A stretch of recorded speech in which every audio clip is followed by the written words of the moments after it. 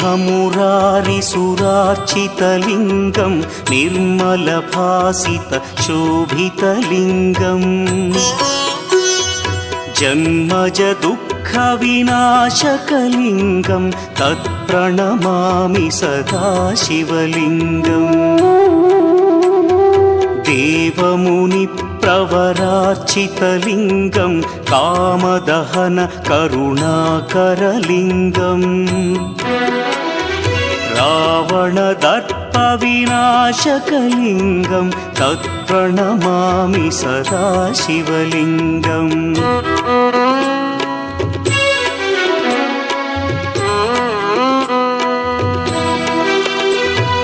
सर्वसुगन्धसुलेपितलिङ्गं बुद्धिविवर्धनकारणलिङ्गं सिद्धसुरासुरवन्द्यलिङ्गम्